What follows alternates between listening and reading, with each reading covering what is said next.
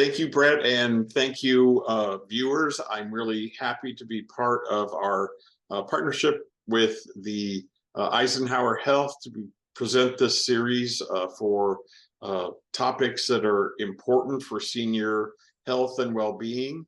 That's what the Joslin Center is about. I know that's what Eisenhower Health is about. So I want to take this opportunity to welcome you, to invite you to visit the Joslin Center. It's good for the heart. NPR's Patty Naiman reports. Researchers know a positive mental attitude is good for your health. It fends off depression, stress, and anxiety. But UC San Diego neurophysiologist Paul Mills, who's worked with heart patients for years, wondered if the very specific feeling of gratitude could help the heart. So he recruited. Any idea what that was? Yes, I lost you and I couldn't, my slides were advancing and I couldn't stop them. Oh, okay. And so it was in an effort to find the cursor. So I'm going to have to share again.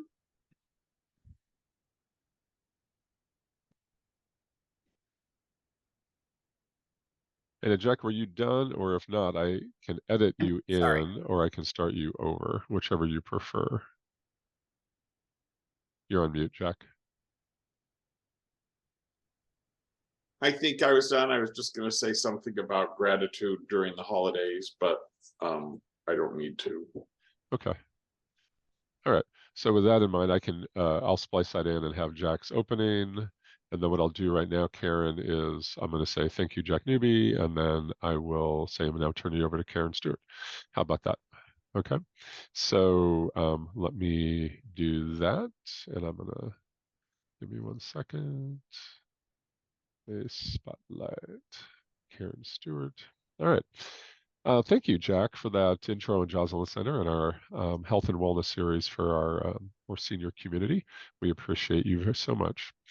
With this, I'm going to turn it over to Karen Stewart. As I said, my colleague, my friend, and the woman who helps me really understand this topic specifically for the holidays. We do this every year. I've done this a few times with Karen, and it truly is one of the more pertinent things I know as we go into a very stressful holiday season. So with that, Karen, I'm going to turn it over to you. Thank you. Thank you, Brett. Thank you, Jack. It's an honor for me to have this time to discuss a topic that I think is really important, and that we're finding there's more and more evidence to support how it really is a pillar for our health and well-being.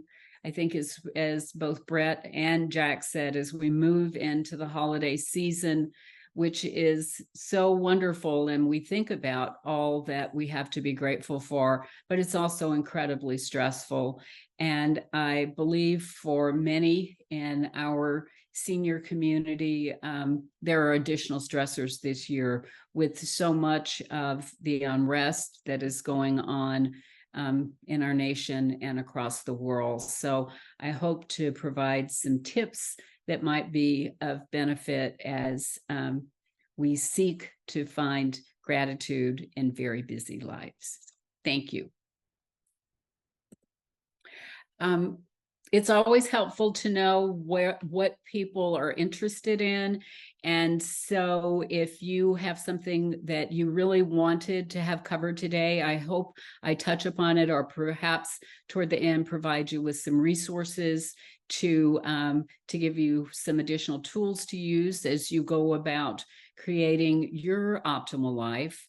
We'll talk about what gratitude actually is. There are a variety of definitions.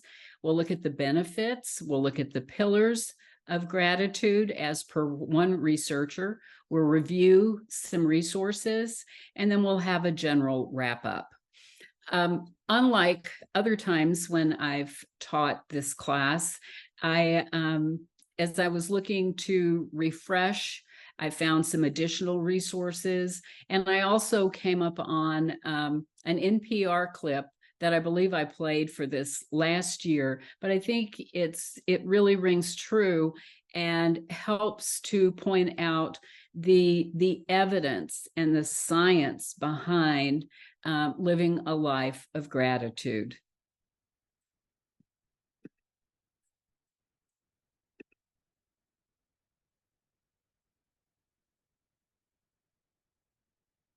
So that particular Now, as we begin Thanksgiving week, this piece of research caught our eye. Gratitude is good for the heart. NPR's Patty Naiman reports. San Diego Mills, who's worked with heart patients for years, wondered if the very specific feeling of gratitude could help the heart. So he recruited patients who already had some damage to their heart. Either through years of sustained high blood pressure or as a result of a heart attack or even an infection in the heart itself. A total of 186 men and women, average age 66, filled out standard questionnaires rating how grateful they felt for people, places, or things in their life. It turned out the more grateful people were, the healthier they were. Those patients had less depressed mood, slept better, had more energy. And when Mills did blood tests to measure inflammation, the body's natural response to injury or plaque buildup in the arteries, he found lower levels among those who were grateful. And because these patients are sort of midway in the development of heart disease, this could be an important window of opportunity to intervene and stop the disease from progressing on to a heart attack or heart failure.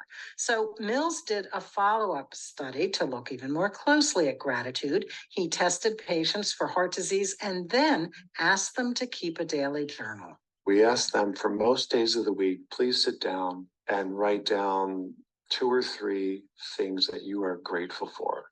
And you can write a few sentences, you can write paragraphs, pages, whatever you're inspired to do. People wrote about appreciating children, spouses, friends, jobs, pets, travel. After 2 months, Mills tested them again and found that writing about gratitude actually reduced their heart disease risk. Inflammation decreased and heart rhythm improved. Mills isn't sure exactly how gratitude helps the heart, but he thinks it's because it reduces stress, a huge factor in heart disease. By focusing on those things that you can feel grateful for and acknowledging their presence in your life and letting that sense of gratitude wash over you, that very much helps us manage and cope. So Mills says, take a little time every day to think about what you're grateful for, and you could be helping your heart. Patty Naiman, NPR News. So I think that that's very timely. I think it's also important to remember that even a topic like gratitude, which is often considered a soft subject, actually has good science behind it. And this science came from our partners at UCSD. So bear that in mind, that message, as we continue to talk about gratitude for our next time together. And with that, let's talk about what is it? We all have ideas. So I went to the literature to see what definitions I might find. There are many others than the ones I've chosen here. Smith's research in 2020 defines it as the recognition of how the positive things in our lives are often as a result of interpersonal relationships with others. And that's a persistent theme. The importance of interpersonal relationships in a life of gratitude. It's similar to appreciation, but according to the folks at the Gratitude Project, which is the collaboration at UC Berkeley and UC Davis, it's like appreciation, but it's deeper. And it encourages a pay it forward mindset. I think that's a concept that we're all familiar with, whether we have the opportunity to pay a kindness forward, or we are the recipient of someone paying a kindness forward. I believe we can all identify with the warmth that brings to our heart, and how those small acts can change our outlook on any day. Simmels defines it as the moral memory of mankind. That's a much more expansive definition, much not only much broader, but also much deeper. And it's a definition that I often sit with. You know, the moral memory of all of mankind. That's huge, and I think also goes to what Cicero said, and I recently found this from Carrie Howell's website. Gratitude is not only the greatest of virtues, but the parent of all virtues. And that's really powerful. That would go with making it the moral memory of mankind.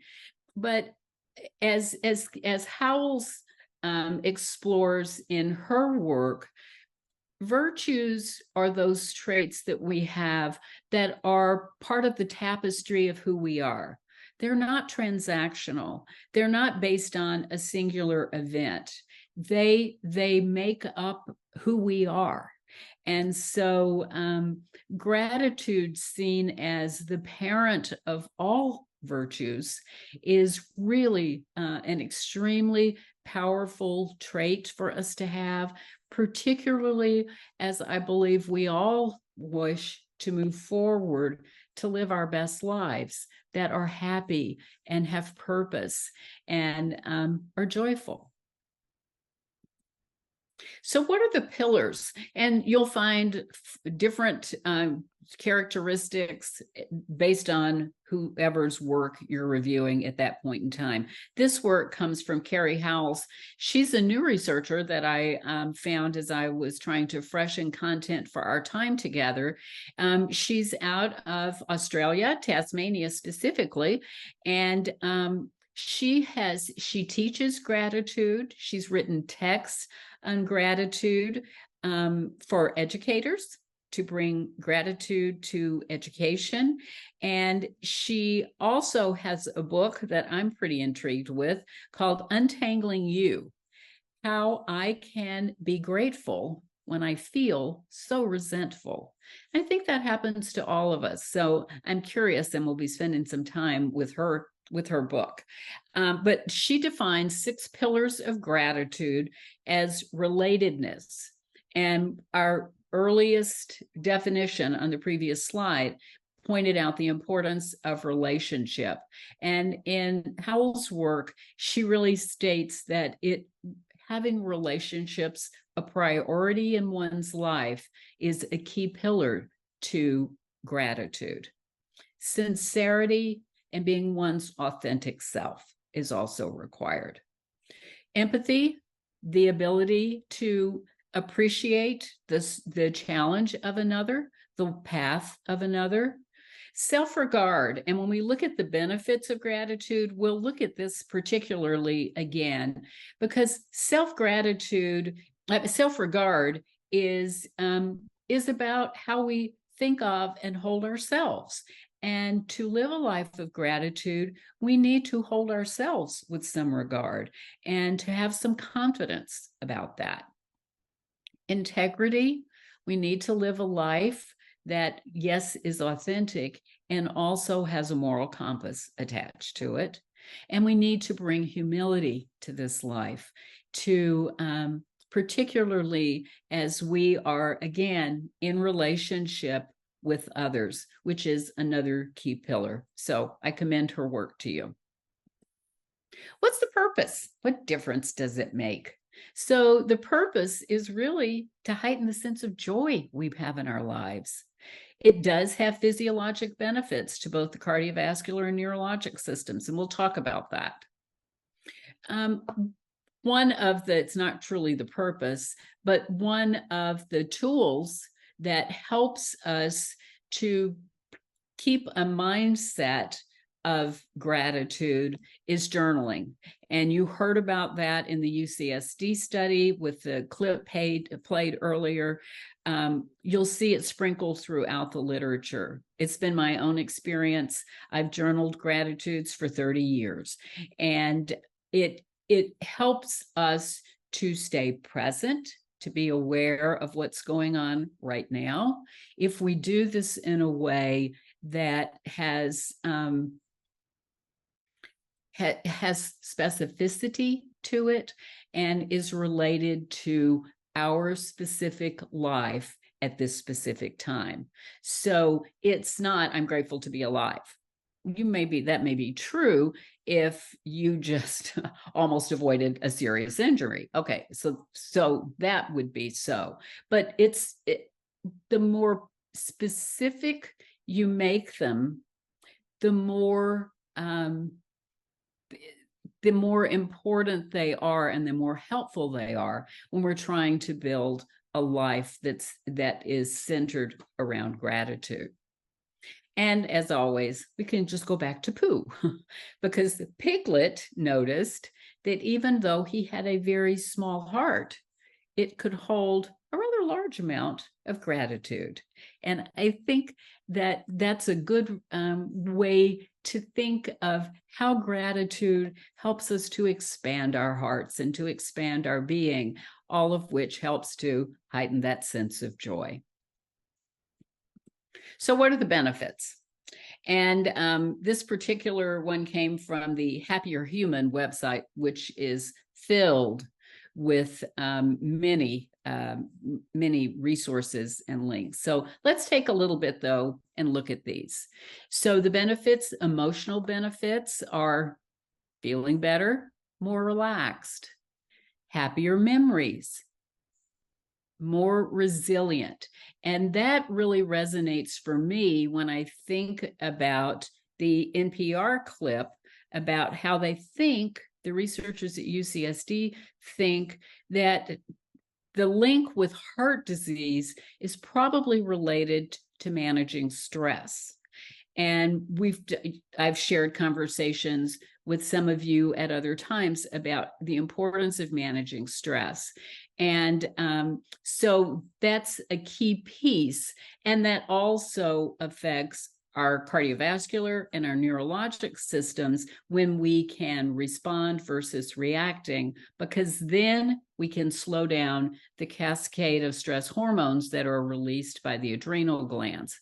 Those things raise heart rates, raise respiratory rates, raise blood pressure, and that's adrenaline and norepinephrine and cortisol. So by a benefit of gratitude and being more resilient and happier helps to calm those things down. So he believes that may have something to do with why grateful folks had less of the inflammatory markers for cardiovascular disease, heart disease specifically.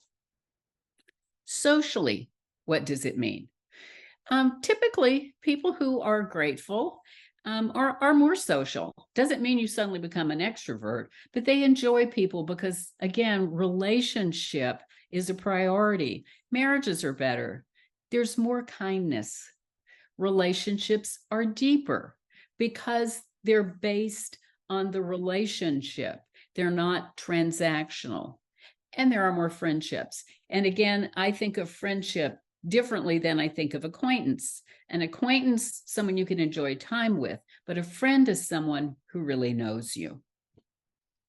Within our careers, all of these items can also go back to your emotional based with resilience and sort of keeping that stress management under control.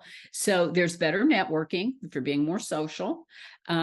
You are more likely to attain your goals. And one of the issues that we see with high stress levels is that we can't make decisions. Our heads are foggy. We don't remember things. That's some of the neurological things that can occur. And so if we're living a life that's has gratitude present, then we tend not to get caught up into that cascade. So we are able to make decisions. We're able to be more responsive and less reactive. And as a result, we're more productive. We manage our time better. So it helps us in our careers. Within our health, we find that, as the UCSD specifically stated, with the small group of heart disease folks, but people are less sick. And I think if we look at the emotional, social, career, and personality traits, that's kind of would make sense that that would flow together. Sleep is improved, there's more energy, a tendency to exercise more, all of which can lead to longevity. So it really has a huge impact on our lives. So what's the personality of the person who is grateful? They're less self-centered. And when we think about those pillars, that makes sense, doesn't it? They're about engaging with others and showing empathy and being authentic and sincere, also being humble. They are less materialistic. They feel better about themselves. That, remember, one of those pillars was self-regard. That would be equate to improved self-esteem. And they're also more spiritual. And I think that has to do with the relationship piece, because if you think of spirituality being defined as a connection to something larger than oneself, something outside of oneself. Now, maybe that is within the context of a religion, but maybe it's in the context of nature. Maybe it's within the context of a group. So whatever, all of these, whether it's emotional, social, career, health, or personality, they all work together toward building a life of happiness and heightened sense of joy. And gratitude is really a pillar for that. And even parenting magazines recognize that, as you'll see with the saying there on your slide. So this came from Happier Human, which is a website I would commend to you, and we'll talk about with resources. So we've talked about journaling several times, and I'm going to spend just a little bit of time talking about that now and how it can really be a key tool for building gratitude. Oh, it's been 30 years ago, I guess. I read a book. Well, it was a daily reading. The title was Simple Abundance, and it was written by a woman named Sarah Brethnick. And at the end of each reading, there were just a single page every day of the year. You were invited to write down 3 things that you were grateful for that day. Very specific, based in the present. And so I did that. And some days I didn't want to do it because I was kind of in a not great mood. But I found that when I did it, I felt better because it reminded me not of the negative stuff, that whatever it was that had me upset about a day or in a bad mood or whatever, but it reminded me of all the other that was so positive. And yes, there were challenges, but in the midst of the challenge were all the things I have to be grateful for. I had my health. I had a wonderful family. I had great friends. I had work I enjoyed. And on any given day, I could think of specifics within those that I could write down. Writing down is very powerful. Somehow when we write, it sticks with us. Now, today, people, we all may be more likely to type. I have several apps that send gratitude reminders to me, and I text them. But it still is, there's something about that. Prayer can also be a form of gratitude. So if we go to Greater Good, which is a wonderful project that it's part of the Gratitude Project, and Greater Good comes out of that. They have all kinds of topics. I'm just going to show you some of those. Quizzes. There's a quiz I would really invite you to take. There's 20 questions, but it doesn't take long, on gratitude. And then it sort of gives you, you can do it at different times to see where are you on that scale. You might be surprised to find that you're living a more grateful life than perhaps you realized. Then over here in Keys to Well-Being, there also is, there it is, there's gratitude again. So it's a great website. And you can subscribe to a daily newsletter. There's all kinds of things you can do. They have podcasts. Let's see who their podcasts are.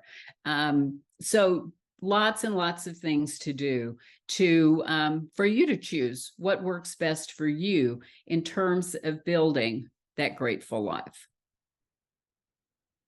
There we go. My apologies. I think I've got technology down, and then lo and behold, it gets me. So I'm grateful that it's forgiving. Let's look at some of our resources. A couple of these came from the top two, really came out of the NPR, but I want you to have the evidence that supports what was being said. The other from Brown is How Gratitude Changes You and Your Brain. And I really commend the Gratitude Project to you. It is out of greatergood.berkeley.edu. That's the website we were just on. But they've also published a text called The Gratitude Project: How the Science of Thankfulness Can Rewire Our Brains. There are, it's available as an ebook. I pull it up periodically. It has science behind gratitude related to our neurological system, our cardiovascular system, how we interact with others. And it's a really powerful book. And again, it's science-based. But you can also, if you prefer just to have the paperback, you can order it as a paperback. Even Harvard says that giving thanks can make you happier. So I commend that to you as well. The National Institutes for Health also have information on gratitude and well-being. Forbes Business had an article in 2014, so a little dated, I guess, at this point, but of the benefits of gratitude. Happier Human also had the benefits of gratitude. And that was the slide that I gave, that where we looked at those benefits came from that particular site. Simple Abundance is the book that I mentioned that I had read in 1995, and continue to follow that practice of writing down the things that I'm grateful for. Positive Psychology website also speaks to the benefits of gratitude. And then Dr. Carrie Howell's website, I specifically used the 6 pillars of gratitude, but I also, Cicero's definition of how it was the parent of all the virtues comes from her work. And her website is quite robust. I was pleased to have found it. Every time I look for something for one of these discussions, I find yet more resources that are either new or that didn't pop up before. So I commend these to you, and I hope that you will find them helpful and will find something that seems to be meaningful to you. Apps. Oh my goodness. All you need to do is go to your phone, and when you get to your phone, to your app store, just type in gratitude, and there is a plethora of apps that are available. There are also apps available on the Happier Human website, and they'll give you a synopsis of some of them. I've added one to the 2 that I use most often, and it's the Gratitude Jar app. And it's fun. It's kind of funky. You write down your gratitude every day, and it makes it a little star, and the star then is dropped into your jar. And anytime after you've put in more than a couple, you can shake your jar with your cursor. You shake your jar and it'll chime, and then it pops up with just a random gratitude that you've used. it collects them over the course of a full year. So your jar fills with stars, and then they're archived, and you start in the new year yet another gratitude. So I find that to be a nice way. I type it in, it's there, and the stars are, stars always make us smile.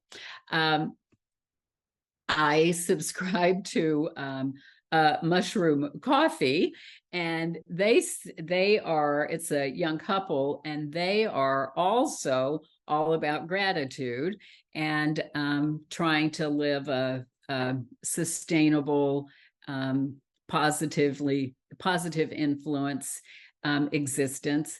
And I get a text every morning asking me, maybe not specifically about a gratitude, but to help me journal with my day. And it reminds me if I haven't. And so it logs them, and I can go into my journal, which only I can see, and be reminded of some of the opportunities, challenges that have, and gratitudes throughout the day, the week, the month, the year. This is so true. I have a little plaque that says kindness changes everything. Well, gratitude changes everything as well. And the two are linked. So I really invite you to work with that, to think about that, and how you might bring more gratitude. And if you know that, I'm already a really grateful person, then acknowledge that and feel warm about that. It expands our hearts, and it's good for our health and well-being. So I invite you to think about, what are you grateful for? And to jot it down, whether in a text, on a notebook, however, but other than just in your head, it makes it more real. And if you're having some struggles with doing that, or it seems like, gee, I don't know, maybe you're in a really rough spot in your life right now. We're coming into the holidays and everybody's supposed to be joyful, and you're not joyful. And I've been there. I can remember holidays like that. I invite you, though, to try to think of maybe not three things. Maybe today it's one thing you can be grateful for. Maybe it's a neighbor. Maybe it's your pet. They love us unconditionally, and they're also important to us. This is where I think meditation can also be of help, to sit and not to ruminate in the voices. I don't mean voices like I'm hearing voices, but the chatter that goes on in our heads. To sit and work towards stillness, understanding nobody always finds that. But if when you sit maybe for 2 minutes, you simply close your eyes, you follow your breath, and as you set the stage for that, if you can't think of something to be grateful for, maybe you sit with hoping to find that thing for which you can be grateful today. And just sit, even if it's only for 2 minutes. And if the chatter in your head keeps going, you didn't fail. You did it. Keep doing it day after day. And over time, the chatter will definitely get softer.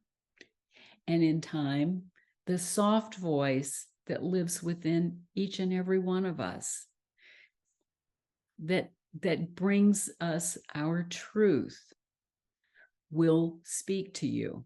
Maybe not when your eyes are closed. Maybe it's when you're walking down the street. Maybe it's in a dream. But it will speak to you. And that practice can also help you to move further toward a life that is based and centered on gratitude. So I wish that for you this holiday season. I wish that we all remember our relationship to one another. We have so much more that brings us together than drives us apart. And for us all to remember that we stand strong when we stand together to find common purpose. And gratitude is certainly a trait of virtue that can help to bring more love and, yes, peace into what is today a seemingly quite troubled world. So I wish you joy. I wish you gratitude.